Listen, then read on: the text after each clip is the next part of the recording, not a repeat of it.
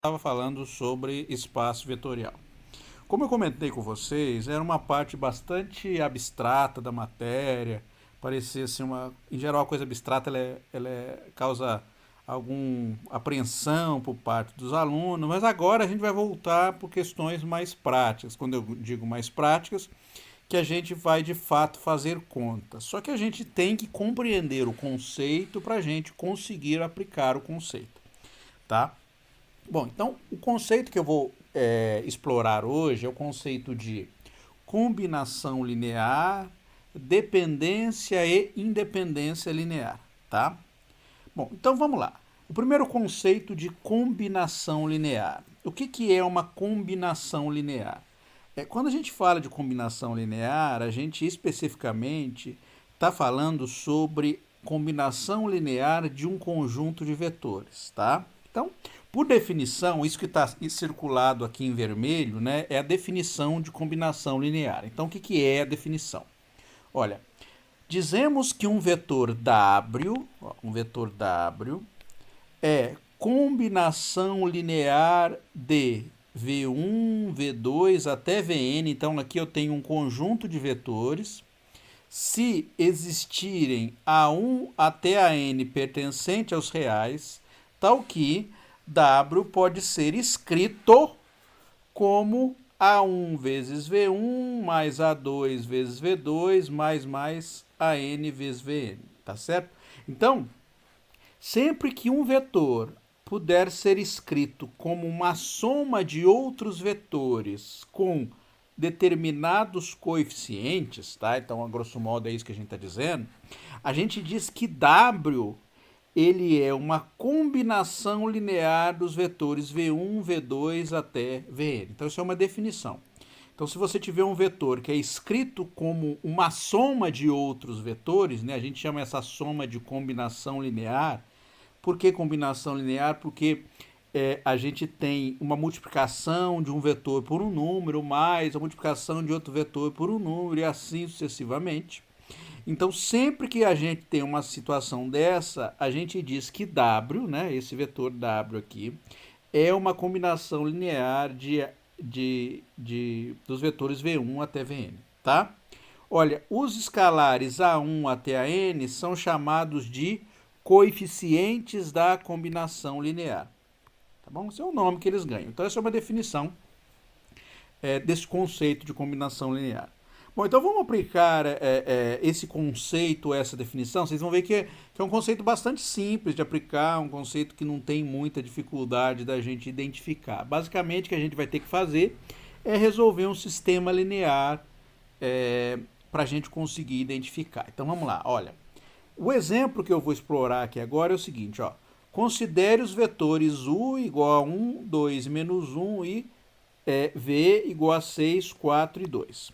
Então, mostre que para os vetores U e V, letra A, W, que é dado por 9, 2 e 7, é uma combinação linear de U e V.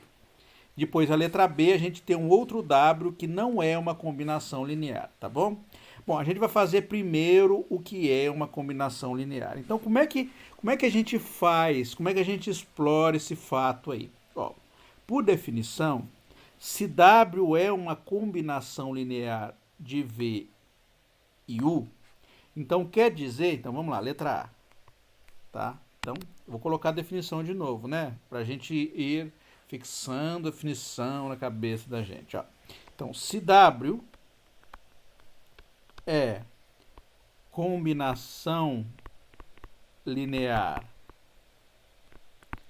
de U e V, então quer dizer que existem agora um A1 e um A2, tá? Que só tem dois vetores, então só vai ter dois coeficientes. Então existe A1 e A2 pertencente aos reais, tal que W pode ser escrito como um A1 vezes o vetor U mais A2 vezes o vetor V, tá? Então, se eu estou dizendo que W é uma combinação linear, o que, que eu vou fazer? Eu vou procurar A1 e A2 tal que essa identidade aqui seja verdadeira. O que, que a gente faz? Agora a gente vai substituir os números que a gente tem. Quais são os números que a gente tem, tá? Então, eu tenho os números correspondentes ao vetor U, que é 1, 2, menos 1, né? A primeira coordenada é 1, a segunda é 2 e a terceira é menos 1. Para V, 6, 4 e 2 e W, 9, 2 e 7. Então, isso aqui, essa equação aqui, ela se reduz ao quê? Ela vai virar o quê? Agora a gente vai pôr os números. Então, vai ficar 9, 2 e 7 igual a A1 vezes, que é um vetor U, é 1, 2, menos 1. Que é um vetor V? O vetor V é 6, 4 e 2. Então, dizer que W é combinação linear dos vetores U e V, eu vou fazer o quê? Eu vou procurar A1 e A2 que satisfaçam esta identidade aqui. O que, que eu fiz? No lugar do W eu coloquei quem é ele, que foi um vetor dado. No lugar do U eu coloquei quem é ele. No lugar do V eu coloquei quem é ele. O que, que eu vou fazer? Eu vou resolver essa equação aqui.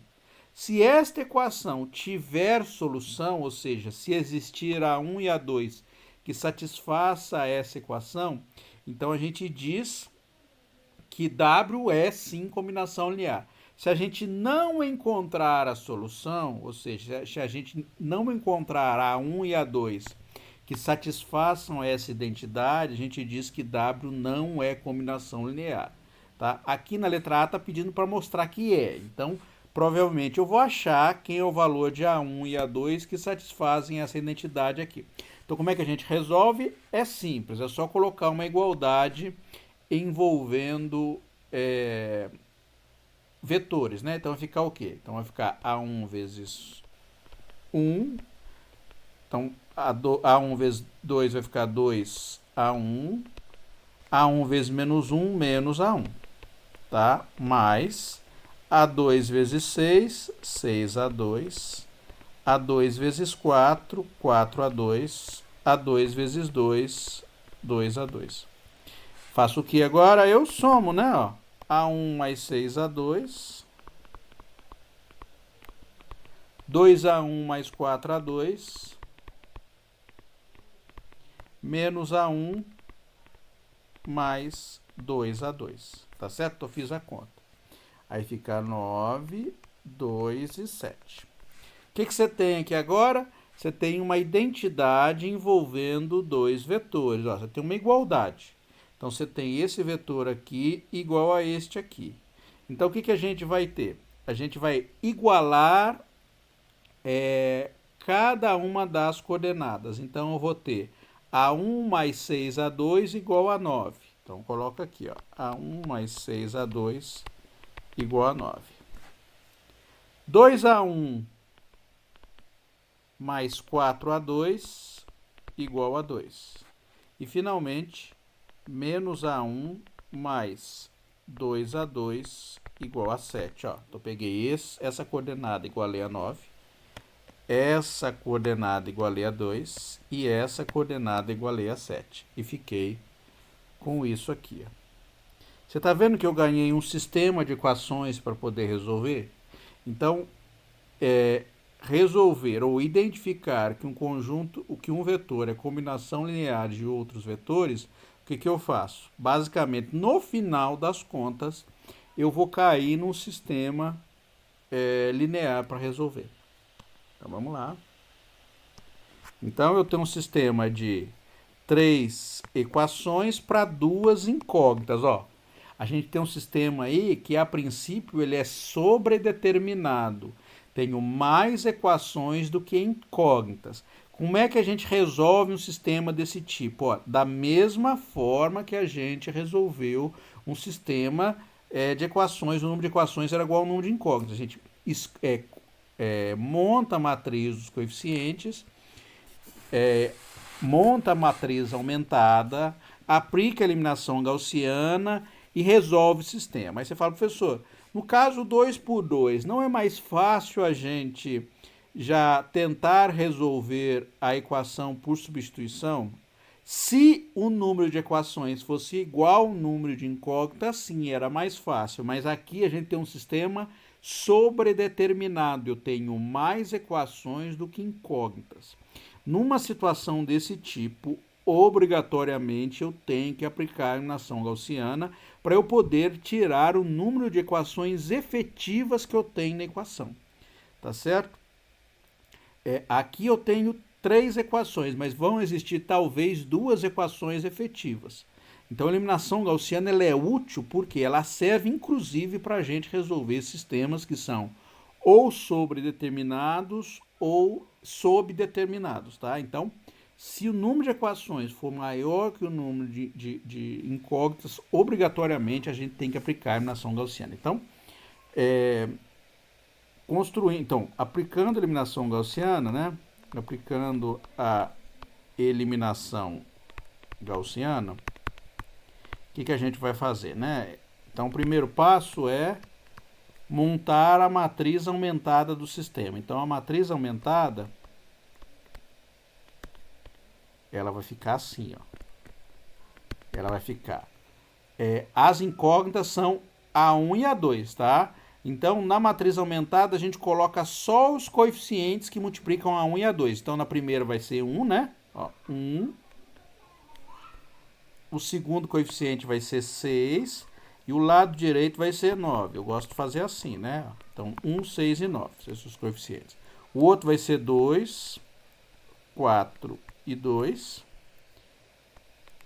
Menos 1, 2 e 7. Tá? Aí você fala, professor, como é que você aplica a eliminação gaussiana aqui? Da mesma forma que você está acostumado a fazer, tá? Você vai pegar o quê? Vai pegar na primeira linha, segunda linha, terceira linha. Então, você vai olhar para a primeira linha, essa aqui. Olha para o elemento A1. Ele é diferente de 0? Nesse caso, já é igual a 1, né? Beleza. Então, quanto que vale o pivô aqui? O pivô vale 1. Então, a gente vai usar este pivô aqui para zerar este elemento e este aqui. Tá certo? Então, o que a gente vai fazer no primeiro passo? A gente já está acostumado a fazer eliminação gaussiana. Então, fazer conta aí, eu já dou uma resumida na explicação de hora de montar a eliminação gaussiana. Então, a gente já vai fazer direto, né? Então, a gente vai fazer o quê? A gente vai zerar aqui, né? Então, a linha 2 vai receber quem? A linha 2 vai receber, para zerar este elemento usando 1 como pivô, eu vou fazer o quê? Vai ser a linha 2 menos 2 vezes a linha 1, né? Então vai ficar a linha 2 menos 2 vezes a linha 1. O que a gente vai achar aqui? Então vai ficar o quê? 2 menos 2 dá 0. 4 menos 12 dá menos 8, certo? 2 menos 18, né? Porque vai ser 2 vezes isso aqui. Então, 2 menos 18 dá menos 16. Então, essa é a linha 2. A linha 3. A linha 3 aqui, menos 1, né? Então, para zerar a linha 3, basta eu somar a linha 1 com a linha 3. Então, a linha 3 vai receber linha 3 mais a linha 1. Que vai dar o que aqui? Então, menos 1 mais 1 dá 0. 2 mais 6 dá 8. 7 mais 9, 16. Olha para você ver como é que facilitou a vida da gente aí a hora de resolver a conta. Então, vai ficar o quê? Vai ficar 1, 6. Então, deixa eu escrever aqui, né? Passo 2, né? Passo 2. Então, ficou 1, 6 e 9, 0, menos 8, menos 16, 0, 8 e 16. Olha, antes da gente querer fazer qualquer conta, do jeito que está aqui, a gente já poderia parar e não precisaria mais aplicar a eliminação gaussiana. Por quê? Olha bem para as duas linhas, ó, a segunda e a terceira linha. Elas não são um múltiplo da outra? São. A linha 3 é igual a linha 2 vezes menos 1. Então, Se você quiser zerar a linha 3 imediatamente aqui, você já pode. De que forma? Você fala, professor, o pivô aqui não é 1. Bom, aqui, se você quiser aplicar mais um passo de eliminação gaussiana, você pode. Mas, como eu digo para vocês, como aqui a gente já identifica que a linha 3 ela é praticamente igual à linha 2, na verdade a linha 3 é igual à linha 2 vezes menos 1, então eu já posso vir aqui e eliminar a linha 3, jogar ela fora, tá? De que forma que eu posso fazer isso? Então você note, né, que a linha 3 é igual a linha 3 mais a linha 2, né, recebendo isso aqui vai dar 0, 0 e 0. Então, esse sistema de equações aqui, né, que a gente tem, ele pode ser escrito, né? Então, note que podemos eliminar a terceira linha, tá? Porque zerou, então sempre que você tem uma linha que é múltiplo da outra, você joga ela fora, tá?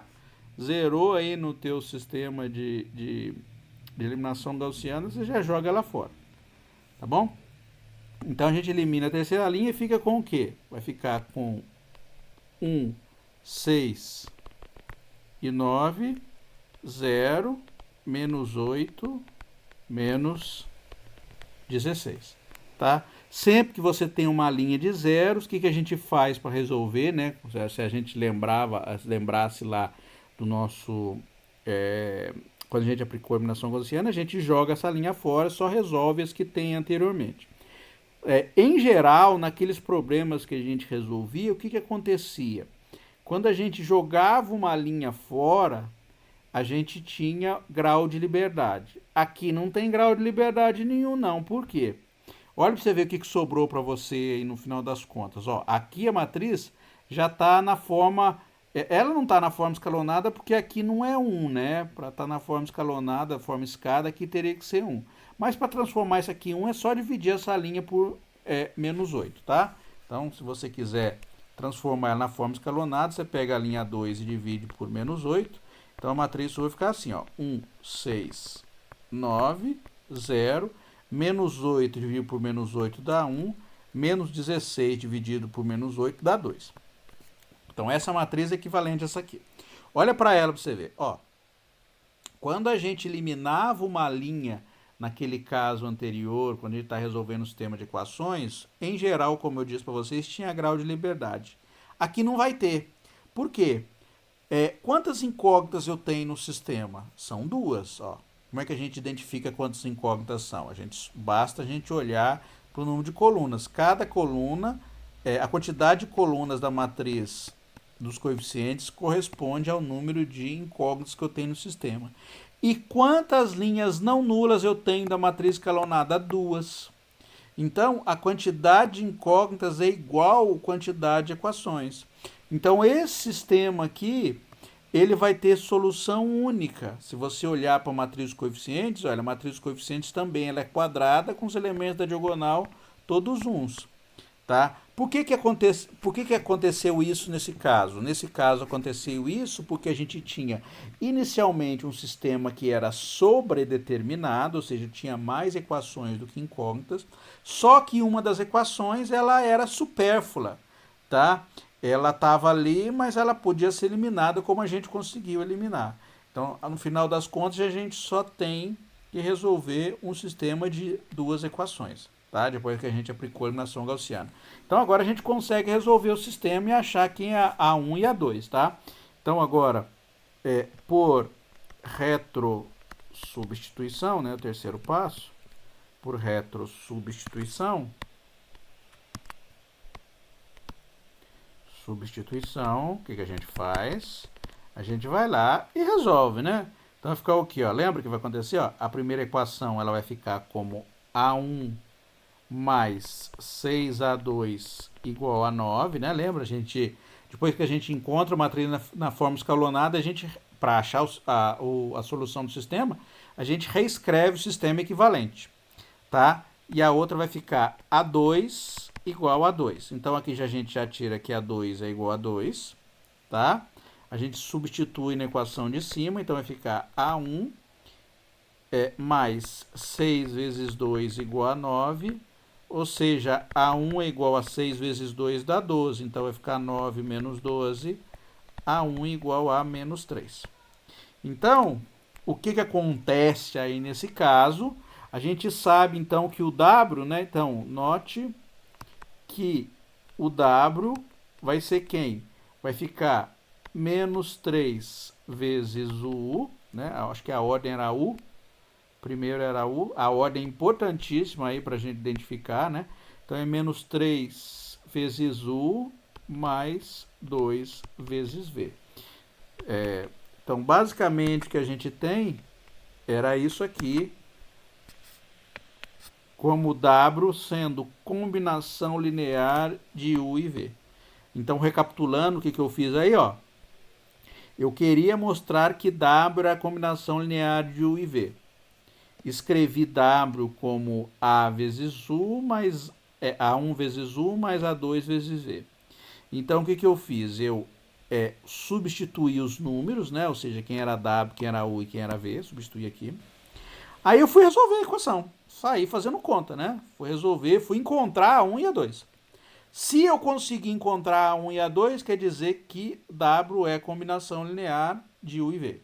Se eu não conseguir encontrar a 2, ele não é combinação linear de U e V. O que eu fiz? Fui fazendo a conta e descobri que tinha solução o sistema. Inclusive, eu achei isso aqui como solução. Achei A1 igual a menos 3 e A2 igual a 2. Então, quer dizer que W é igual a menos 3 vezes 1 mais 2 vezes V. Então, W é combinação linear, né? De U e V. Só um detalhe, esse valor aqui, ó, só para a gente lembrar, eu vou fixar de novo o conceito, eu fico repetindo, mas é porque para fixar o conceito na cabeça. Ó, o menos 3 é o coeficiente de U, desculpe, de W em relação a U, e o 2 é o coeficiente de W em relação a V. Então, isso aqui são os coeficientes da combinação linear, tá? Esse é o nome que eles ganham. Vamos fazer a letra B. A letra B, a gente vai ver que ele não é combinação linear. Então, eu vou mostrar aqui que o vetor 4 menos 1 e 8 não é combinação de U e V. Como é que a gente mostra que não é? A gente tenta encontrar e a gente vai chegar no final das contas que a gente não vai conseguir resolver o sistema. Tá certo? Então, é assim que a gente faz. Então, vamos lá. Então, a gente vai mostrar que não é combinação linear. Então, deixa eu colocar um a mais aqui. Então, a letra B, né? B de bola. Então, o W' né? Que é o nome que eu dei, que é 4. Não lembro nem quem que é. É 4 menos 1 e 8. Menos 1 e 8. Vou colocar aqui que é V e quem é U, porque também, senão eu vou esquecer ali. O U é 1, 2 e menos 1. 1, 2 e menos 1. U é igual a 1, 2 e menos 1. E o V é igual a quem? Vamos lá. O V é 6, 4 e 2. 6, 4 e 2. Tá? Então, na letra B, eu quero mostrar que W não é combinação linear de U e V, tá? Ele não é.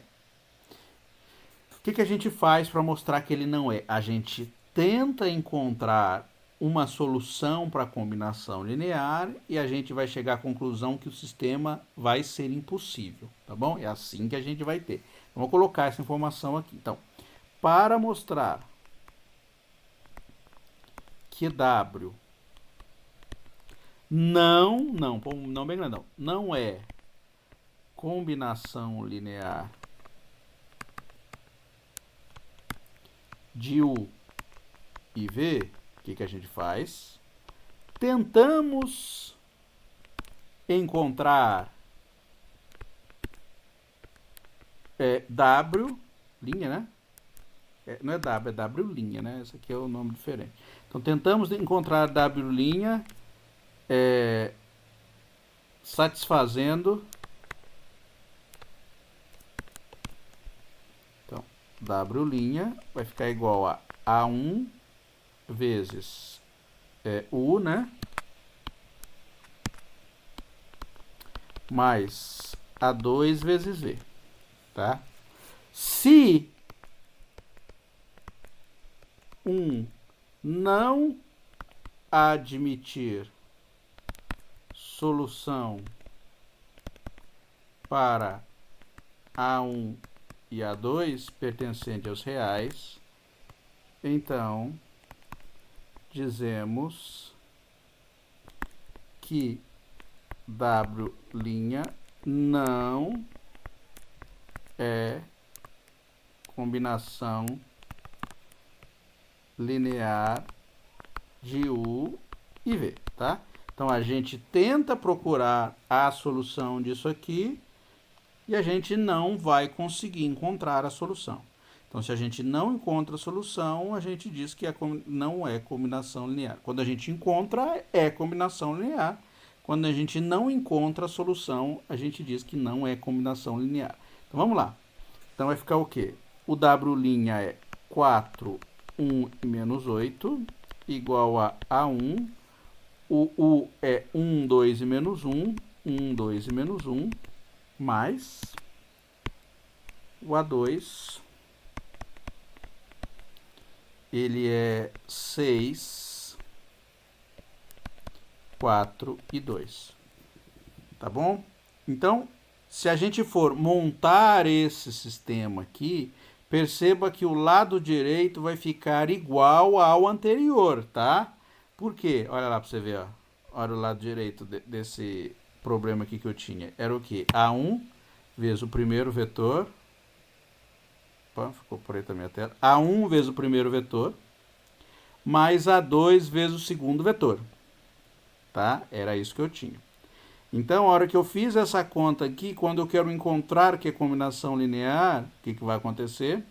Não importa quem é o lado esquerdo. O lado direito vai ser igual sempre, porque eu estou usando sempre os dois vetores U e V. É claro, se eu trocar os vetores aqui, adicionar mais vetores, aí eu vou ter uma outra equação do lado direito. Mas, por enquanto, como eu estou usando os mesmos vetores U e V, né, a equação que eu vou resolver é a mesma.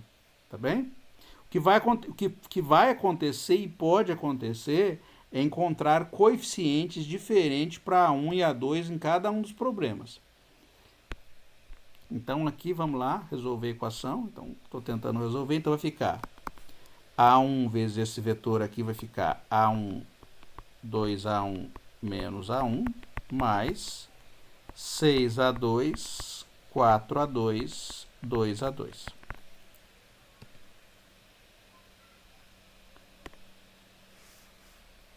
4, 1 e menos 8, lado esquerdo.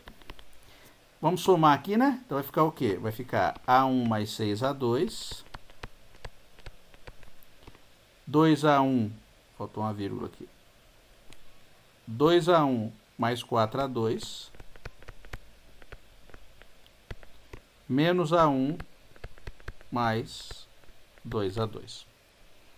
Então, 4, 1 e menos 8. O que a gente faz? A gente iguala, como a gente fez no caso anterior, e vai encontrar um sistema de equações para resolver. Então, vai ficar o quê? A1 mais 6A2 igual a 4. 2A1 mais 4A2 igual a 1. Menos A1 mais 2A2 igual a menos 8. Tá? Também eu ganhei um sistema aqui que tem mais equações do que incógnitas, ou seja, o sistema também é sobredeterminado. Como é que a gente faz para resolver? Ah, a pessoa fala, professor, joga uma equação fora. Não posso fazer isso, tá? Não posso fazer isso. Naquele caso anterior, se eu tivesse jogado uma equação fora e resolvido a equação, daria certo. Porque, de fato, uma equação era a combinação linear das outras. Ou seja, a terceira linha ela zerou quando eu apliquei a eliminação gaussiana. Mas, em geral, não posso jogar fora, tá? O que eu tenho que fazer? Eu tenho que aplicar a eliminação gaussiana, tá bem? Então, naquele caso, cheguei no sistema que era possível e encontrei a solução, tá? Então, aplicando a eliminação gaussiana é que a gente consegue determinar a natureza da solução do nosso sistema. Se vai ter solução, se não vai ter solução, se ela vai ser única ou se vai ter infinitas soluções, tá? Então, vamos lá. Então, eu peguei esse sistema. Então, agora, vamos resolver, né? Então, vamos resolver o sistema. Como é que eu faço para resolver? Vamos lá, passos, né? Aqueles passos, passo 1, 2 e 3 e assim sucessivamente. Receita de bolo. Na receita de bolo a gente aprende, né? Ou pelo menos a gente torna o negócio meio mecânico, mas a gente vai compreendendo como é que é o mecanismo. Então vamos lá. Então a primeira coisa é matriz aumentada, né? Então, a matriz aumentada. Quem quer matriz aumentada? Lembrando que as incógnitas são A1 e A2. Então, é só pegar quem multiplica A1 e A2 aí para a gente ter a matriz. Então, é 1, 6 e 4.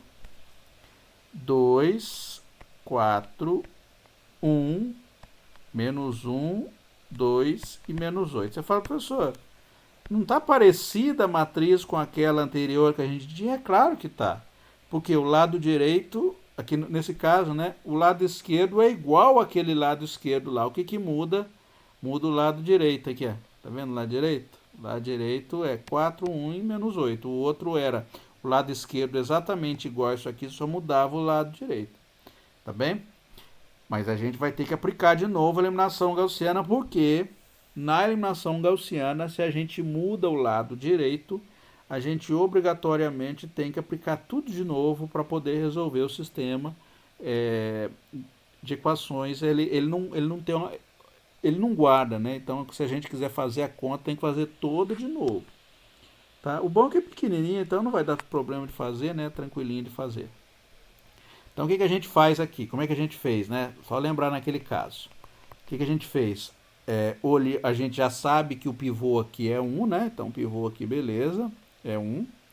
Então, vai ficar o quê? A gente fez a linha 2 recebe a linha 2 menos 2, menos 2 vezes a linha 1. E a linha 3 recebia a linha 3 mais a linha 1. Era essa conta que a gente tinha feito anteriormente, tá? Não muda, porque os coeficientes são iguais que tinha anteriormente. Vai mudar esses dois aqui. Isso aqui vão mudar. Então, vai ficar o quê? Vai ficar 2 menos 2 dá 0. 4 menos 12 dá menos 8. 1, agora vai mudar, né? 1 menos 8 vai dar menos 7. O de baixo vai ficar o quê? Vai ficar menos 1 mais 1 dá 0. 2 mais 6 dá 8. Menos 1 mais 4 vai dar... menos 1 mais 4 vai dar menos 4. Opa, você já bate o olho aí e você fala. E essa linha 3 não é múltipla da linha 2, né? Então, ele está diferente daquele caso anterior lá. Mas vamos montar a matriz para a gente chegar no final das contas aí, para a gente poder resolver. Então, a matriz ficou aqui, né? Então, no passo 2, a matriz ficou como? Ficou 1, 6 e 4, 0, menos 8, menos 7 e 0, 8, menos 4, tá? Linha 1, linha 2, linha 3. O que eu vou fazer aqui agora? Vou de novo lá aplicar a eliminação gaussiana, só que agora eu vou usar isto aqui para eliminar o de baixo. Um detalhe, o que a gente tem que fazer na eliminação gaussiana? Bom, na eliminação gaussiana a gente tem que transformar um número que não é 1, né? Ou seja, o pivô aqui tem que virar 1, né? Então, o que a gente faz? A gente pega a linha 2. Linha 2 vai receber a linha 2 dividir por quanto? Por menos 8, né? Porque a gente divide por tudo isso aqui. Então, vai ficar o quê? Vai ficar 0, 1, E menos 7 dividido por menos 8 vai dar 7 dividido por 8, tá? 7 oitavos. Fica assim, tá? A matriz vai ficar 1, 6, 4, 0, 1, 7 oitavos, 0, 8, menos 4. Tá? Então a gente vai usar esse número para zerar este aqui.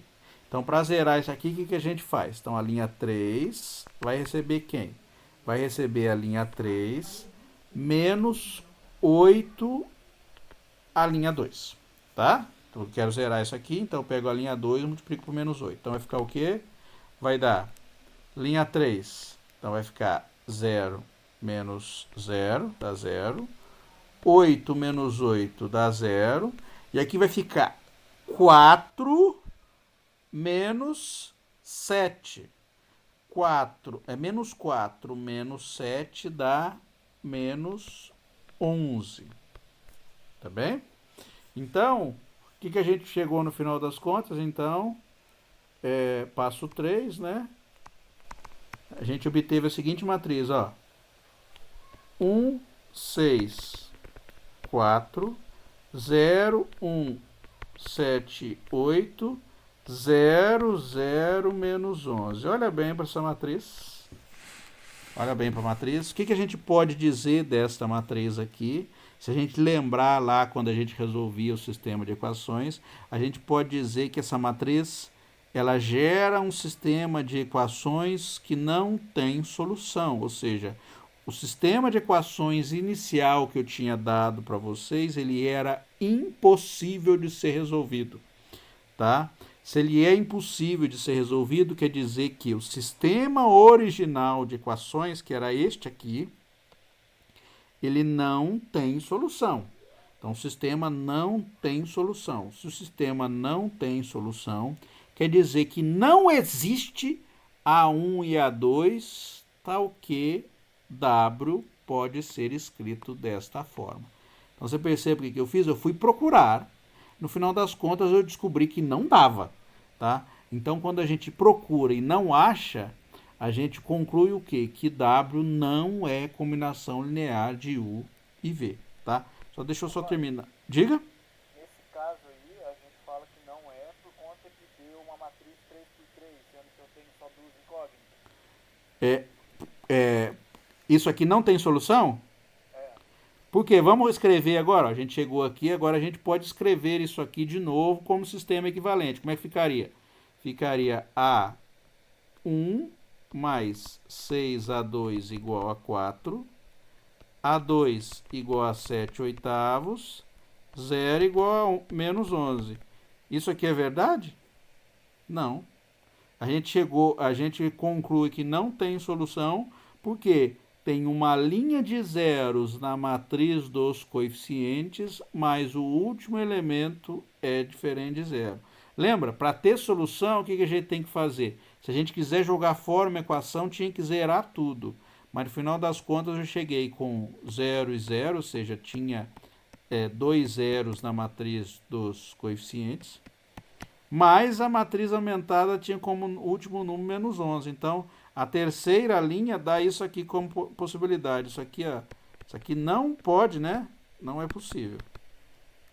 Então, esse sistema não tem solução porque acontece isso aqui.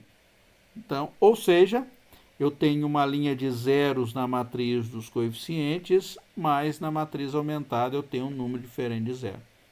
Tá? Do lado direito. Então a gente pode concluir isso também. Ou, se você às vezes estiver em dúvida, você monta o sistema equivalente que sobra e você chega nessa incoerência aqui.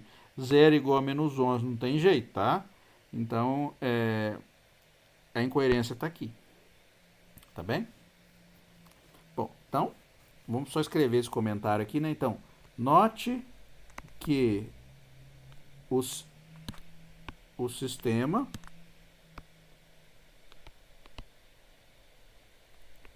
original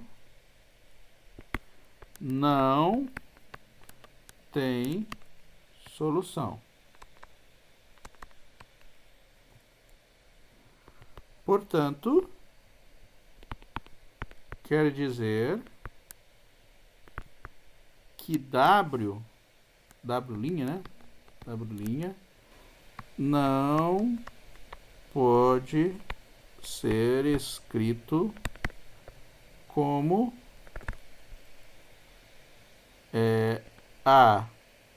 A1 vezes V mais A2, A1 vezes U, né? Mais A2 vezes V. Ou seja, W' não é combinação linear de U e V, tá? Ele não é. Então, no primeiro caso, eu procurei e achei. No segundo caso, eu procurei e não achei. Então, no primeiro caso que eu procurei e achei, é combinação linear. No segundo caso que eu procurei e não achei, não é combinação linear. Então, se eu for resumir, é assim que eu resumo, tá? Bom, o que tem de próximo aqui? Deixa eu ver. Aqui tem uma,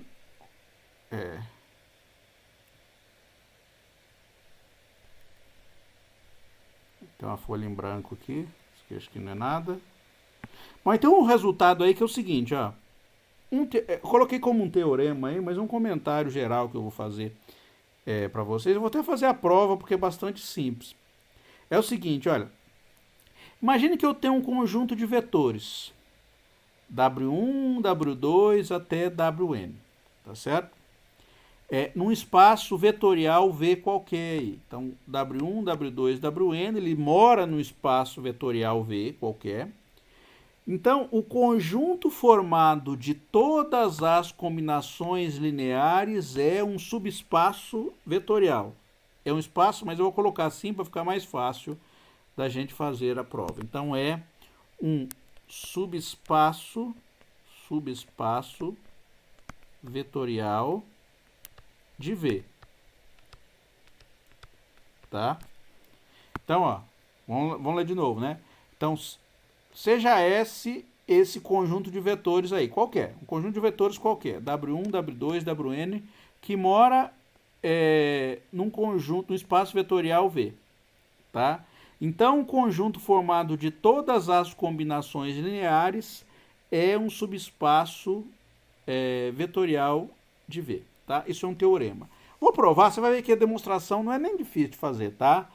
É um resultado relativamente abstrato aí, mas a demonstração é bem simples de fazer. Como é que eu defino o espaço de todas as combinações lineares? Então, ó, o subespaço, então prova, né? Demonstração. Até tem, quando eu fazia demonstração em sala de aula, quando a aula era presencial, né? Eu não escrevia teorema, eu escrevia assim, tel, né? Tel. Porque teorema é tel, né? Se a gente for resumir. E tel, em grego, é Deus, né? Então, o teorema vinha de Deus. Eu sempre dizia isso. Mas os alunos diziam o seguinte: a hora de fazer. Oi? Você já está íntimo do teorema, né? Já está chamando ele só pelo apelido. Então, tel é Deus, né? Então, teorema, é o tel. Só que na hora de demonstrar, a gente coloca demo, né? Daí os alunos falavam, o teorema é de Deus, mas a demonstração não é de Deus, é do demo. Que é difícil. Tá? Porque, em geral, né, o enunciado do teorema, a compreensão, às vezes, do enunciado do teorema, ela, às vezes, é simples de ser feita, tá? E a demonstração é complicada, mas, muitas vezes, essa é a interpretação minha, a compreensão do teorema, ela vem com a abertura, né, das contas que são feitas dentro da demonstração para chegar naquele resultado que a gente tinha estabelecido. Por que eu vou provar esse resultado aqui? Porque esse resultado aqui ele é fundamental quando a gente for mostrar que um conjunto de vetores ele gera um espaço vetorial. E esse conjunto de vetores que geram espaço vetorial, a gente vai começar a selecionar um conjunto bom de vetores que a gente vai chamar de base, aí dimensão. Então a gente começa a caracterizar um espaço vetorial através de combinações lineares, tá? Então, este resultado aqui, ele é importante, muito importante, porque ele vai estabelecer mais à frente algumas implicações de como a gente caracteriza conjuntos dentro de espaços vetoriais, conjuntos que geram espaços vetoriais. Aqui a demonstração ela é relativamente abstrata, mas quando a gente for fazer conta, vai ser com números mesmo, tá? Então, fazer contas mesmo. Bom, então vamos lá. Então, a primeira coisa que eu vou definir é quem seria esse subespaço gerado pelos vetores W1, W2 e Wn. Então, o subespaço vetorial gerado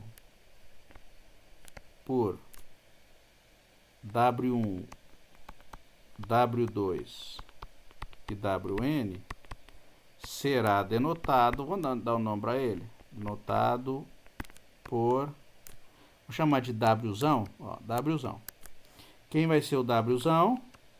Wzão vai ser assim, ó, são os, quem que mora lá dentro? Ó, os A1, W1 mais A2, W2 mais ANWN, tal que A1, A2, AN são números reais.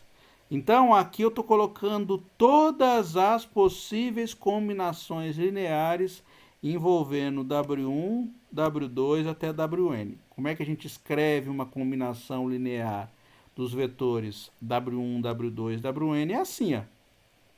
A1, A2 e AN são números.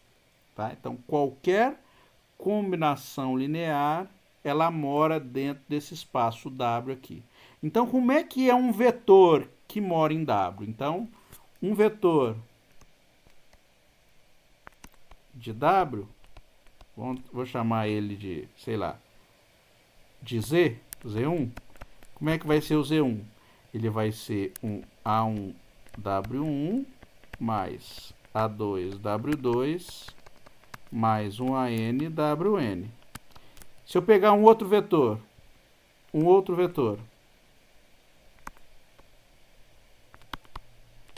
dá o nome dele, eu vou chamar de Z2. Quem seria Z2?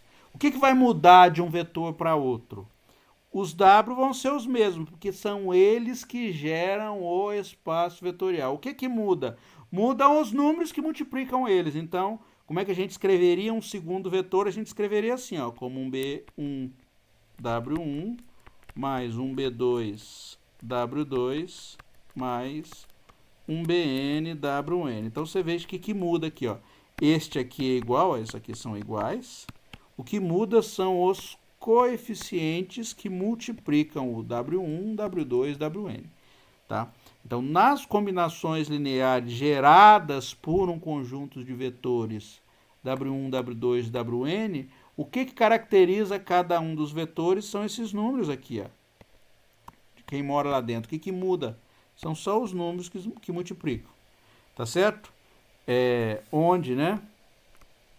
A1, A2 até a N pertence a R e B1, B2, Bn pertence a R. Lembra como é que a gente prova que um conjunto ele é um subespaço vetorial?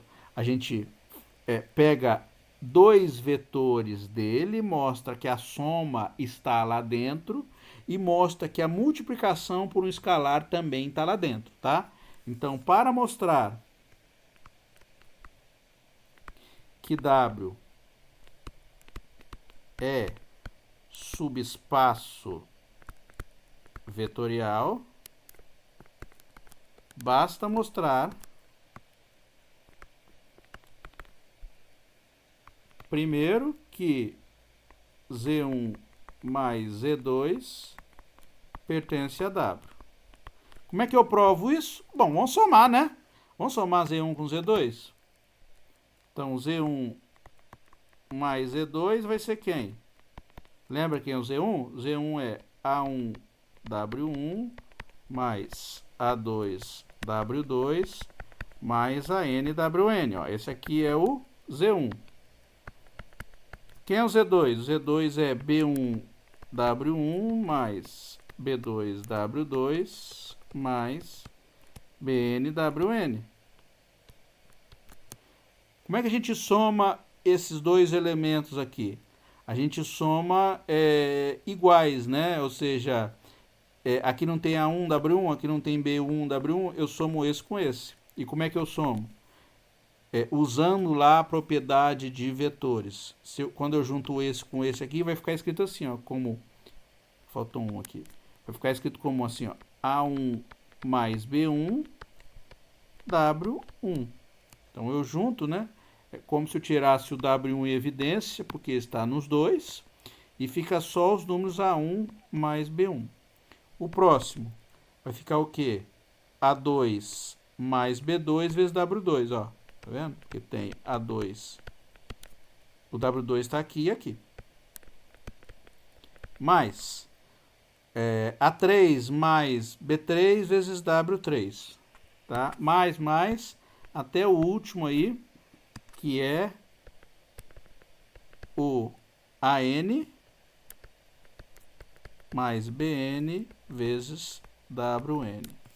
O que você pode falar deste vetor resultante aqui? Olha, isso aqui também não é combinação linear de W1, W2, WN? Qual que é a diferença dos anteriores? Está vendo que a única coisa que mudou dos anteriores são os coeficientes? No primeiro era A1, A2, AN, o outro era B1, B2, BN, e aqui o coeficiente da soma ficou A1 mais B1, A2 mais B2, AN mais BN. Mas ainda assim continua sendo uma combinação linear dos vetores W1, W2 e WN. Os coeficientes aqui são números reais, é isso que importa, tá?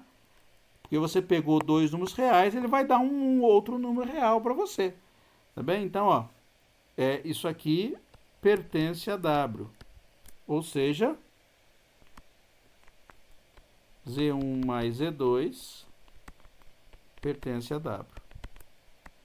E a segunda coisa que eu tenho que mostrar, eu tenho que mostrar que alfa Z1 pertence a W para alfa pertencente aos reais. Como é que eu faço essa conta? É só fazer o produto lá, ó. Alfa vezes Z1. Quem é Z1? Z1 não é A1W1 mais A2W2 mais ANWN? O que eu faço? Distribuo, né? Então vai ficar alfa vezes A1. Ó, vou pôr até assim, ó. Alfa vezes A1, W1 mais alfa vezes A2, W2 mais alfa vezes AN, WN. O que você pode dizer deste vetor resultante quando você faz o produto? Ainda continua sendo combinação linear, pra você ver, ó, a mesma coisa. O que mudou do vetor Z para esse alfa vezes Z? Só mudou o coeficiente aqui, ó, mas ainda ele é combinação linear dos vetores W1, W2, WN, tá? Então note, então, né?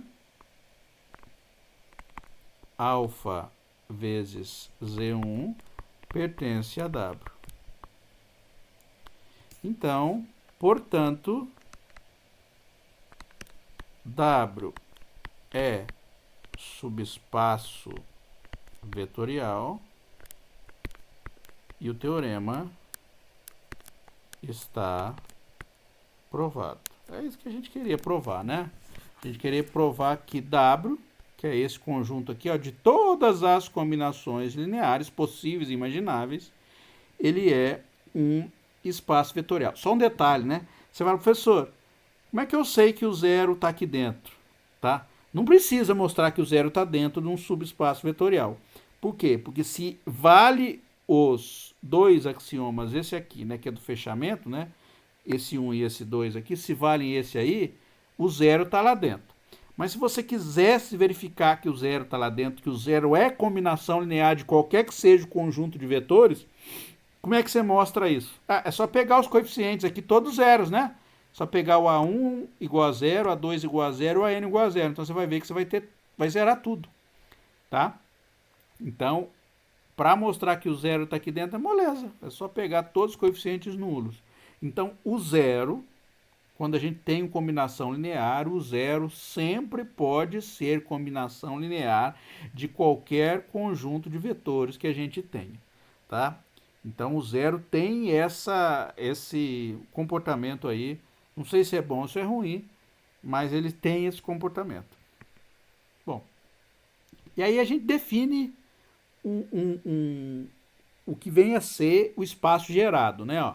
Então, dizemos que o subespaço V, que é formado de todas as combinações... Vou colocar V, não vou chamar de W, porque eu chamei ele de W, ali anterior. Então, dizemos que o subespaço vetorial W, que é formado por todas as combinações lineares de um conjunto de vetores não vazio S, é gerado por S. Então, o que a gente fala? Então, neste caso, a gente diz que W é gerado por S. Então, aqui, ó, a gente tinha esse S, esse conjunto de vetores aqui, construiu W como sendo o conjunto das combinações lineares daqueles vetores S, de S. Ó, então, construir W assim, ó, usando os vetores de S. O que a gente pode dizer naquela definição? Aquela definição diz que W ele é gerado por S. Então, o nome que a gente dá para o espaço vetorial de todas as combinações lineares dos vetores de S é espaço gerado por S. É isso que está escrito aqui na definição. Tá? Então, se S for V1, V2 até Vn, denotamos o espaço gerado por S assim, ou como G de S, ou como G dos vetores especificamente, ó, G de V1, V2 até Vn. Tá bom? Bom, então vamos lá, vou fazer um exemplo específico aí para a gente poder identificar. Bom, então, olha lá, o próximo exemplo é: mostre que os vetores E1, E2 e E3, E1, quem que é o vetor? 1, 0, 0. O vetor E2 é quem? 0, 1, 0. E E3 é quem? 0, 0, 1. Só um detalhe, se a gente quisesse usar também aqueles outros versores, aquele assim, né? O versor I, esse aqui é o I, né? A mesma coisa que o I. Esse é o J e esse é o K. Só para lembrar, né? O último aí é o vetor K. Então, às vezes a gente vê denotando assim, usando o E com um subíndice embaixo, ou a gente vê que é o versor da física desse jeito aqui, tá? Então, eu vou fazer esse primeiro aqui, o outro vocês vão ficar com exercício para vocês, mas a construção é parecida. Então, vamos lá. Mostre que os vetores E1 igual a 1, 0, 0, E2 igual a 0, 1, 0 e E3 igual a 0, 0, 1 geram um R3. Então, vamos lá. Só um detalhe, como é que é um elemento genérico em R3? Então, mostrar que um conjunto de vetores gera um determinado espaço quer dizer que qualquer elemento do espaço pode ser escrito como uma combinação linear daqueles vetores. Tá bem? Então, vou escrever isso aqui. Ó. Então, para mostrar que um conjunto de vetores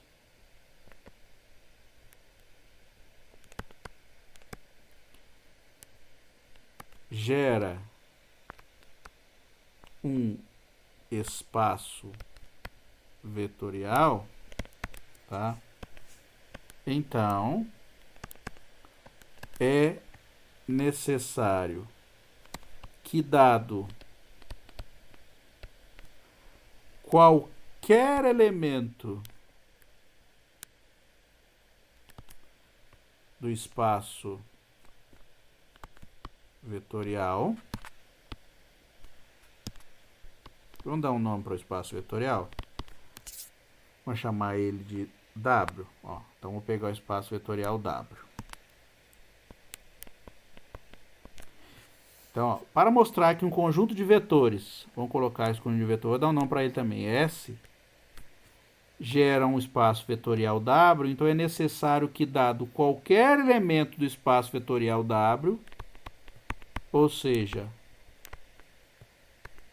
W pertencente a W, e mostrar que W é combinação linear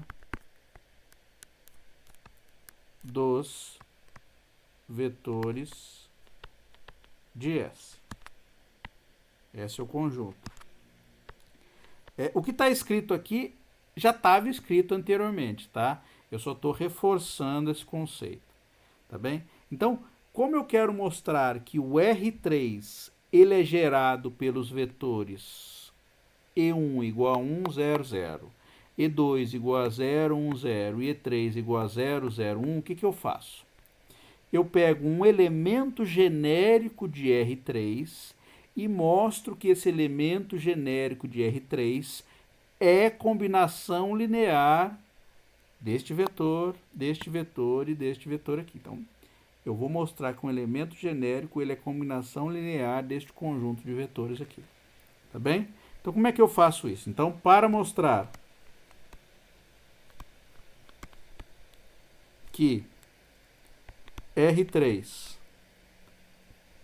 é gerado por E1, E2 e E3,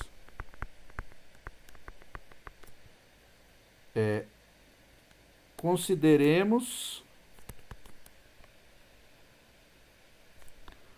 um elemento genérico de R3. Como é que é um vetor genérico de R3? Um vetor genérico de R3, ele tem coordenadas genéricas, ou seja, a gente tem que pôr letrinhas para coordenadas. Então, um vetor genérico de R3 é escrito de que forma? Da forma, né? X, Y e Z. Quaisquer. X, Y e Z. Isso aqui são números, tá? Então, por exemplo, x igual a 1, y igual a 7, z igual a menos 3. Então, quando a gente quer dar um elemento genérico de um conjunto, o que a gente coloca? A gente coloca variáveis, né? Então, esse aqui é o elemento genérico de R3. Como é que eu mostro que isso aqui ele é escrito como combinação linear de E1, E2 e E3? É muito fácil. Lembra? Quando a gente faz a decomposição disso aqui usando a base, esses elementos aqui a gente já fez, tá? Então, só lembrando, né? Então, para mostrar que é gerado, devemos, consideremos um elemento genérico de R3, né? Então, vamos mostrar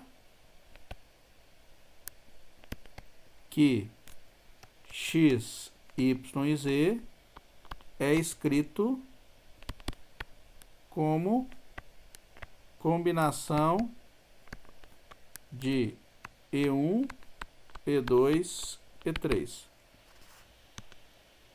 Como é que a gente faz isso? É só escrever isso aqui, ó. X, Y, Z. Como é que você pode escrever X, Y, Z? Lembra como é que você pode fazer? Você pode fazer assim, né? Ó. X vezes 1, 0, 0, mais Y vezes 0, 1, 0, mais Z vezes 0, 0, 1. Lembra disso? Quando a gente faz a decomposição dos vetores, a gente pode abrir desse jeito. Porque lembra que eu disse para vocês, ó, um vetor x, y e z, ele pode ser escrito assim também, ó. Como x vezes i, mais y vezes j, mais z vezes k. Lembra disso que a gente já fez para poder fazer a decomposição do vetor, um vetor genérico em R3 usando os versores i, j, k? A gente fez isso. E isso aqui é exatamente o que está aqui embaixo, tá? Porque i é 1, 0, 0, j igual a 0, 1, 0 e z igual a 0, 0, 1. O que é isso aqui, ó? O que a gente acabou de verificar? Esse 1, 0, 0 é o vetor E1. O 0, 1, 0 é o vetor E2. E o 0, 0, 1 é o vetor o quê? E3. Então, o que a gente acabou de escrever? A gente acabou de mostrar que o vetor x, y e z genérico de R3, ele é combinação linear dos vetores E1, E2 e E3. Na verdade, basta esses três vetores aqui para escrever qualquer vetor de R3. Tá? Um detalhe interessante aqui é o seguinte, que x ele é o coeficiente deste vetor no elemento E1, o y é o coeficiente deste vetor no elemento E2 e o z é o coeficiente deste vetor no elemento E3. Se vocês lembrarem lá, eu fiz até inclusive um desenho, né? Para vocês, quando eu estava falando sobre a decomposição, o vetor I é este aqui. Este aqui pode ser I ou E1, que é a mesma coisa. O vetor E2 é este aqui. E o vetor E3 é este aqui. O que corresponde o x? O x corresponde a um elemento que mora aqui, no tamanho x, ó, que é a coordenada x. O que corresponde o y? O y corresponde um elemento que mora aqui, de tamanho y. E quem corresponde o z é um elemento de tamanho z que mora aqui, ó. Então, para encontrar um ponto qualquer em R3, a gente pode decompor desse jeito aqui, usando esses vetores, que são chamados de vetores canônicos de R3. Como exercício, né? Exercício. Mostrar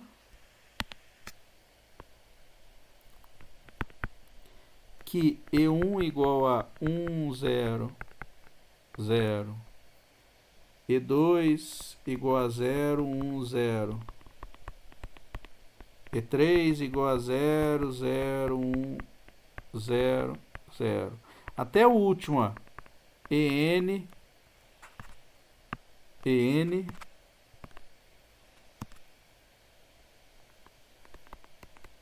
Deixa eu pôr uma setinha em cima.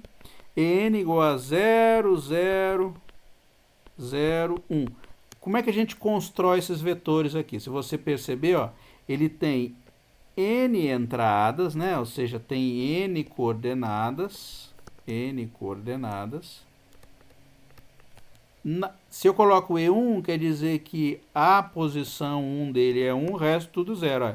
Então, posição 1, 1, resto 0. E2, a posição dele 2 é 1, o resto tudo 0. E3, a terceira posição dele é 1, o resto do 0. E EN, a enésima posição dele é 1 e o resto do 0. Então, mostrar que esses vetores aqui geram o Rn.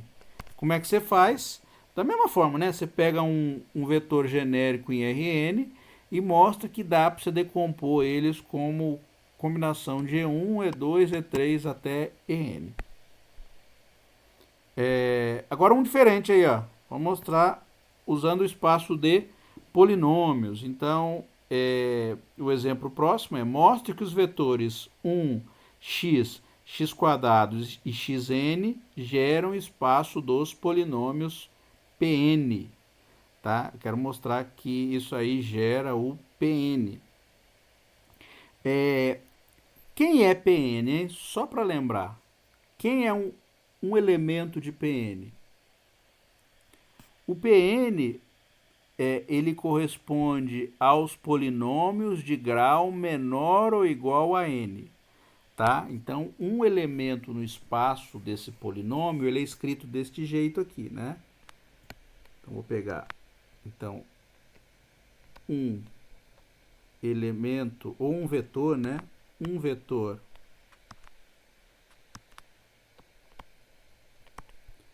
P pertencente a Pn, ele tem a seguinte forma, ó. P, ele é um A0 mais A1x mais A2x quadrado mais a nxn, tá? Este aqui é o conjunto dos polinômios de grau menor ou igual a n. Então, como é que a gente escreve um polinômio de grau menor ou igual a n? É assim.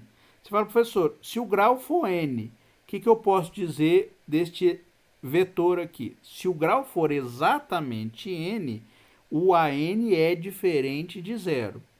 Se o grau for menor ou igual a n, o an pode ser diferente de zero ou pode ser igual a zero. Se o an for igual a zero, quer dizer que eliminaria esta parcela do seu polinômio, então o grau do polinômio ficaria pelo menos 1 menor do que n, ficaria pelo menos n menos 1. Então por isso que a gente chama o Pn como espaço dos polinômios de grau menor ou igual, tá? Isso é importante, porque o espaço dos polinômios exatamente igual a n não é espaço vetorial, como eu já comentei com vocês. Porque, por exemplo, eu pego dois polinômios de grau n, eu posso somar os dois polinômios de grau n, pode dar grau n menos 1, n menos 2, pode dar inclusive grau 0, tá? Mas, quando eu pego dois elementos do espaço de grau menor ou igual a n, quando eu somar, o grau vai ser menor ou igual a n, tá? Bom, então, um vetor dentro desse espaço ele é escrito desse jeito aqui. O que eu quero mostrar? Eu quero mostrar que os vetores 1, x, x² até xn geram espaço de polinômio. Olha, isso aqui não é um elemento genérico do espaço dos polinômios? Tá? Onde A0, A1, A2 até a n são números reais quaisquer. Olha quem que está multiplicando cada um desses números. É exatamente esses vetores aqui. Ó. Então, isso aqui pode ser escrito assim. Ó. Vou até escrever em outra cor. 1A0 vezes 1 mais 1A1 vezes x mais 1A2 vezes x² mais 1an vezes x elevado a n. Olha lá os vetores lá. Ó. Então, o que a gente pode dizer? A gente pode dizer que o polinômio ele é gerado pelos vetores 1, x, x², x ao cubo, x à quarta até x elevado a n. Olha que legal. Aqui a gente tem um vetor que não são aqueles vetores que a gente está acostumado a trabalhar, que são os vetores que têm coordenadas, né? Um vetor em R3, por exemplo, isso aqui é um vetor em R3, 1, 2, 7. Isso é um vetor de R3, são vetores que tem, vetor que tem coordenadas. Aqui no espaço dos polinômios, olha como são os vetores aqui, ó, os vetores que geram, um exemplo, né, de vetor que gera um polinômio. Olha lá para você ver, ó, eles são polinômios também, ó, 1, x, x², x a n. Então, note que os vetores 1x, x², x a n geram qualquer, né, polinômio de grau menor ou igual a n, ou seja, geram Pn. O negócio é tão simples, mas fácil da gente identificar. Vamos ver se tem mais algum exemplo aí. Bom, eu vou fazer um exemplo aí, agora numérico, de um conjunto um pouquinho diferente daquele conjunto canônico, tá? Então, como saber se um conjunto de vetores gera o Rn para um n qualquer? Eu vou fazer um exemplo aqui com o R3. Então, eu quero verificar se o conjunto de vetores 1, 2, 4, menos 1, 3, 5, 1, 4, 3, estou pegando 3 vetores. Eu quero mostrar que esses vetores geram o R3. Como é que eu mostro que esses vetores geram o R3? tá? Esse é um outro conjunto de vetores em relação àquele conjunto de vetores canônico que eu tinha, tá? Só vai ter um conjunto que gera um espaço? Não, você vai ter um monte de possibilidades de conjunto de vetores que podem gerar um espaço. Aqui talvez esses vetores aqui também geram um R3. Vão ter infinitas possibilidades de conjunto de vetores que geram um determinado espaço vetorial, tá certo? O que a gente tem que identificar, que eu quero identificar aqui se eu der um conjunto de vetores, eu quero saber se ele gera, tá? Então, quais são as condições que a gente tem que ter para a gente identificar se esse conjunto gera ou não espaço. Então, vamos lá.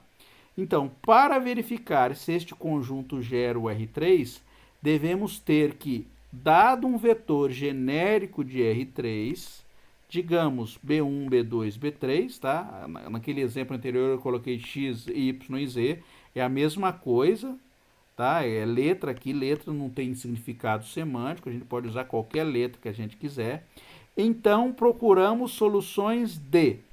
Então, se um conjunto de vetores gera o R3, quer dizer que este sistema de equação aqui, ó, ele vai ter solução, tá? Se esse sistema de equações tiver solução, quer dizer que o conjunto de vetores V1, V2 e V3 gera o R3, tá bem? Então, vamos lá. Então, R3 será gerado por V1, V2 e V3 se o sistema triângulo tiver solução, tá? Ou seja, se existem A1, A2 e A3, o que é achar a solução desse sistema aqui? Ó, B1, B2 e B3 são números genéricos, mas foram dados, tá? Número genérico dados. O A1, o A2 e o A3 corresponde ao quê? Isso aqui é que corresponde às incógnitas do sistema. Então, se eu conseguir encontrar A1, A2 e A3 que satisfaçam esse sistema de equações aqui como verdade, ou seja, se o sistema tiver solução, eu posso dizer que V1, V2 e V3 gera o R3. Então, o que eu faço? Eu vou procurar as soluções desse sistema aqui. Você fala, professor, só tem uma equação. Você vai ver, vai gerar um sistema de equações. Porque quando a gente coloca igualdade entre vetores, na igualdade entre vetores, basicamente o que vai acontecer vai cair num sistema de equações para a gente acabar resolvendo. Tá bem? Então, por isso a gente aprende sistema de equações primeiro, porque muitas das coisas que vem à frente cai em resolver sistema de equações, tá? Então, para resolver este sistema aqui, eu abro o sistema. Então, quem é V1? V1 é o vetor 1, 2 e 4. Quem é V2? V2 é o vetor menos 1, 3 e 5. Quem é V3? É o vetor 1, 4 e 3. Aí eu faço, né, a multiplicação. Então, A1 vezes o vetor 1, 2 e 4 vai ficar A1 2A1, 4A1. A2 vai ficar menos A2, 3A2, 5A2.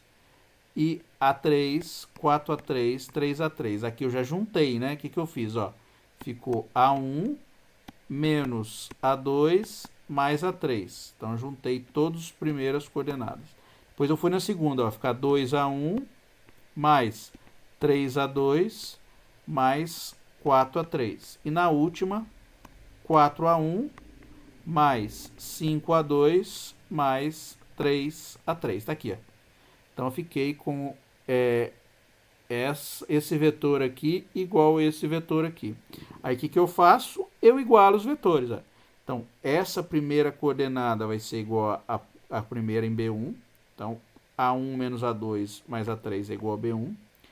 2A1 mais 3A2 mais 4A3 vai ficar igual a B2. 4A1 mais 5A2 mais 3A3 igual a B3. Você está vendo que você tem um sistema de equações aqui, ó? São 3 equações para 3 incógnitas. Quem são as incógnitas do meu sistema? São A1, A2 e A3. Eu vou conseguir encontrar uma solução numérica para esse sistema de equações? Não. Por quê? Porque eu não sei quem é B1, nem B2, nem B3. São vetores genéricos. Mas o que eu preciso? Eu só preciso mostrar que este sistema de equações tem solução. Nada além disso. E quando que um sistema de equações com 3 equações e 3 incógnitas tem solução única, tá? Quando que a gente tem um sistema de equações que tem solução única, no qual o número de equações é igual ao número de incógnitas? Aqui não é sobredeterminado nem subdeterminado, é um sistema determinado, onde o número de equações é igual ao número de incógnitas. Quando o sistema é determinado, a gente tem um recurso mais fácil de trabalhar, que é o quê? Que é o determinante. Então, a gente pode dizer que esse sistema aqui vai ter solução única se o determinante da matriz dos coeficientes for diferente de zero, tá? Então, uma forma de identificar aqui se o sistema tem solução única, que é esse sistema, é só pegar o determinante da matriz dos coeficientes e verificar o que acontece no determinante. Se ele for diferente de zero, quer dizer que o sistema tem solução única, ou seja, os vetores V1, V2 e V3 geram o espaço vetorial. Se o determinante for igual a zero, o que a gente pode dizer? A gente pode dizer que o sistema não gera o espaço vetorial. Não gera, tá? Então, eu vou lá, né? Escrevi isso aqui na forma matricial. Por que eu escrevi na forma matricial? Porque as incógnitas são A1, A2 e A3. Então, ó, é só pegar os coeficientes aqui, que multiplicar 1, A2 e A3 e colocar na primeira linha. Então, vai ficar 1, menos 1 e 1, ó. 1, menos 1 e 1. O segundo, 2, 3 e 4. O terceiro, 4, 5 e 3. Ó. Ficou assim a minha matriz. O lado direito ficou B1, B2 e B3. Então, o sistema tem solução única se o determinante for diferente de zero. Qual determinante? O determinante da matriz dos coeficientes, tá? Que o sistema ele é escrito na forma matricial assim.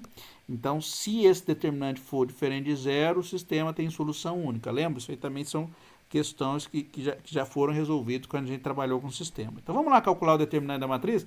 Como é que eu calculo o determinante dessa matriz 3×3? No caso 3×3, tem uma regra muito simples da gente usar para a gente poder fazer o cálculo, tá? Então, vamos lá. Então, a matriz então, 1,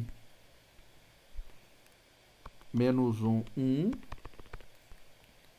2, 3 e 4, 4, 5 e 3. Repito a primeira coluna, repito a segunda coluna e vou fazer a conta, né? Então, vai ficar 3 vezes 3, vezes 1, então vai dar 9, mais menos 1 vezes 4 vezes 4, 4 vezes 4 dá 16, com menos 1 vai dar menos 16. Então, vai ficar menos 16. O outro vai ficar 1 vezes 2 vezes 5. 1 vezes 2 vezes 5 vai dar 10, mais 10. Agora subindo, né? 4 vezes 3 vezes 1. 4 vezes 3 vezes 1 dá 12. Com o sinal negativo trocado dá menos 12. 5 vezes 4 vezes 1. 5 vezes 4 vezes 1 vai dar menos 20. Finalmente, 3 vezes 2 vezes menos 1 vai dar menos 6, trocando o sinal, vai dar mais 6. Então, fazendo a conta aí, vai ficar o quê? Ó? 9 menos 6 dá menos 7, mais 10 dá mais 3. Menos 12 dá menos 9, menos 20, menos 29, mais 6, menos 23. É diferente de zero? É. Fala, professor, de negativo, não importa o sinal, não estou nem aí com o sinal. Só importa que ele seja diferente de zero.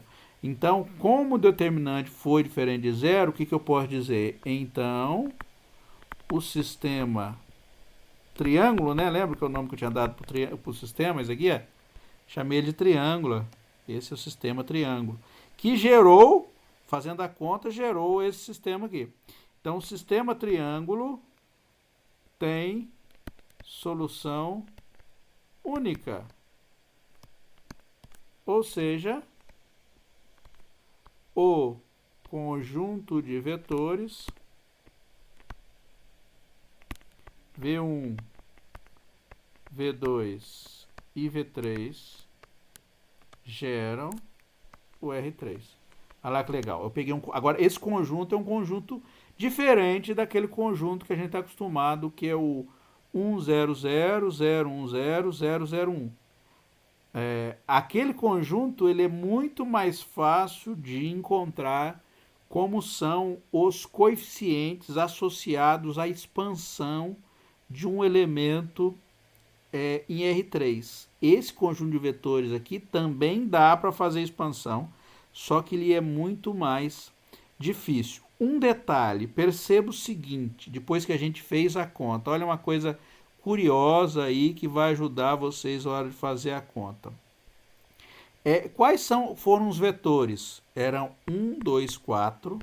Olha lá para a matriz. Aonde é que aparece 1, 2, 4? Ó, na coluna, ó, na primeira coluna. O próximo, menos 1, 3 e 5. Menos 1, 3 e 5. O próximo, 1, 4 e 3. 1, 4 e 3. Percebeu o que aconteceu com seus vetores? Você colocou os vetores na forma coluna. Então, você pegou os vetores que foram dados e colocou na forma coluna. Então, uma estratégia muito rápida da gente identificar se um conjunto de vetores gera um espaço vetorial é fazer isso. Eu pego os vetores, coloco na forma de coluna. Se a matriz ficar quadrada, eu calculo o determinante. Se o determinante for diferente de zero, sim, gera o espaço vetorial. Se o determinante for igual a zero, não gera o espaço vetorial. Aí você fala, professor, e se a matriz não for quadrada? Aí a gente tem que analisar um pouquinho mais o sistema. Então, continuaremos fazendo conta aqui, tá? Com próximos casos. Mas eu vou colocar essa observação aqui, né? Então, observação. Então, uma estratégia para identificar se um conjunto de vetores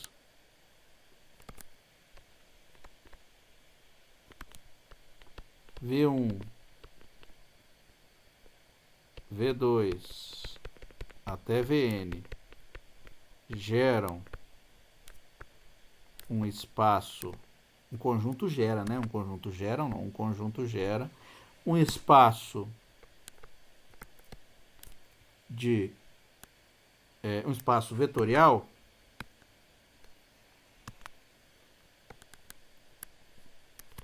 O que a gente faz? Colocamos os vetores na forma de colunas e se a matriz for quadrada, calculamos o determinante.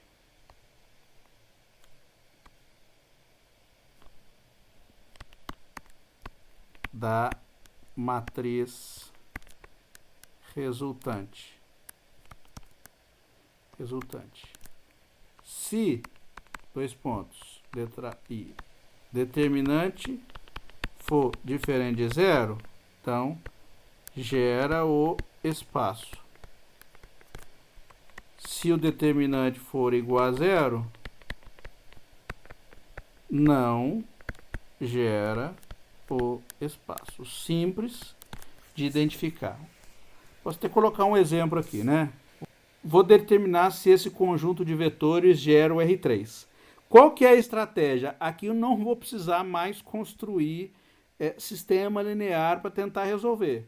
Eu já vou usar aquela estratégia porque ela vai ficar muito mais fácil. Por que eu já sei que a matriz vai ficar quadrada? Qual a dimensão de R3? A dimensão de R3, a gente vai ver isso mais bem definido, mas para R3, R4, R5 e assim sucessivamente, a gente já consegue definir o que é dimensão, tá? Mais à frente a gente vai definir de modo mais algébrico, melhor estabelecido. Mas aqui a gente usa a dimensão intuitiva que a gente sempre ouviu falar. Então, qual a dimensão de R3? É 3. Por quê? Em R3 a gente tem profundidade, comprimento e largura, né? São 3 dimensões que a gente tem em R3. Para gerar um vetor, para gerar R3, eu precisarei do quê? Pelo menos 3 vetores distintos, tá? Se eu tivesse em R4, eu teria que ter o quê? Pelo menos 4 vetores distintos, e assim sucessivamente, tá? Aqui eu tenho 3 vetores. Então, quando eu for construir a minha matriz, ela vai ficar quadrada. Por quê?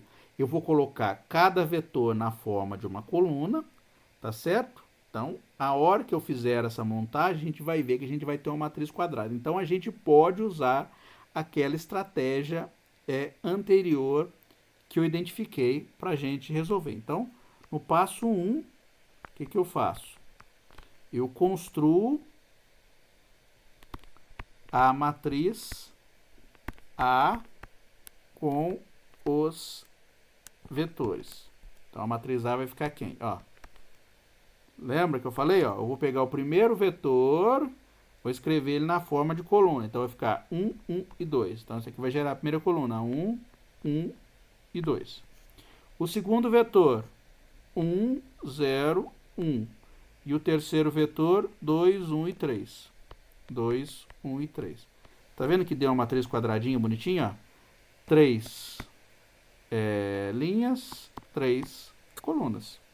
Então, qual o passo 2? Eu vou lá e calculo o determinante. Então, determinante de A. Como é que eu calculo o determinante de A? Para calcular o determinante dessa matriz aqui, no caso 3 por 3 é fácil, a gente pode usar aquela regra de repetir duas colunas, então vai ficar 1, 1, 2, 1, 0, 1. Então vai ficar o que, ó? 1 vezes 0 vezes 3 dá 0, mais 1 vezes 1 vezes 2 dá 2, 2 vezes 1 vezes 2 dá 2, 2 vezes 0 vezes 2 dá 0, 1 vezes 1 vezes 1 dá menos 1, 3 vezes 1 vezes 1 dá menos 3. Quanto dá essa conta aí? Vai ficar 2 mais 2 dá 4, menos 4, que deu o quê? Deu 0. Opa! O que a gente pode dizer deste conjunto de vetores aqui? Eles geram R3? Não. Eles não geram R3. Por quê? Porque a matriz que eu construí, ela deu determinante 0. Então, se o determinante dela dá nulo, quer dizer que esse conjunto de vetores, eles não podem gerar o espaço R3. Para gerar, o determinante teria que dar diferente de 0. Então, ó, então note que como determinante de A deu igual a 0, então o conjunto de vetores não gera o R3, tá? Ele não gera o R3. Para finalizar aí a aula de hoje, eu vou falar do conceito de independência e dependência linear, porque eles são muito ligados ao conceito de combinação linear, tá? Então, num exemplo anterior que a gente fez, a gente viu o seguinte, ó. A gente viu que o vetor U e o vetor V geraram o vetor W. Eu peguei esses dois vetores aqui, U e V, e geraram W, tá? Então, o que a gente pode dizer da relação envolvendo U, V e W?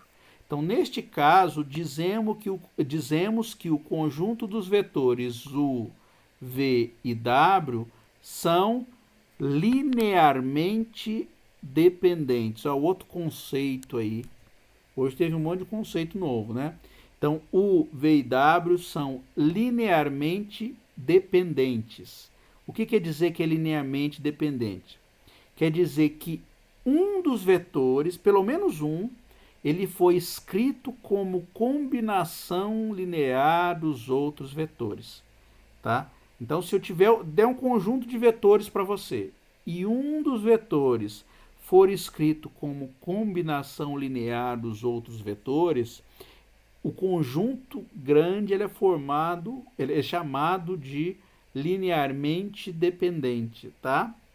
Então, vou ler de novo aqui. Ó. Então, neste caso, dizemos que o conjunto de vetores U, V e W o conjunto é. Eu sou matemático, mas também não preciso assassinar o português, né? O conjunto de vetores é linearmente dependente. O conjunto é linearmente dependente. Linearmente dependente. Pois um dos vetores é combinação linear dos outros. O W, né? Que é combinação linear de U e V. Uma outra forma, isso aí muito mais usada, de dizer que um conjunto de vetores V1, V2, Vn é linearmente dependente ou linearmente independente, ficou faltando a palavra aqui, linearmente dependente,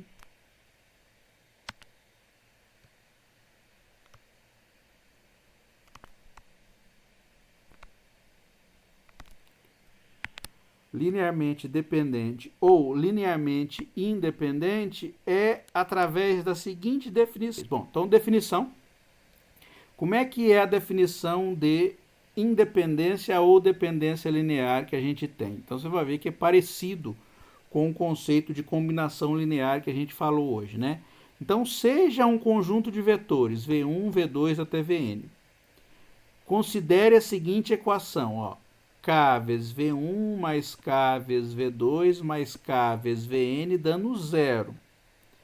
Dizemos que S é linearmente independente, e a gente denota isso como Li, tá?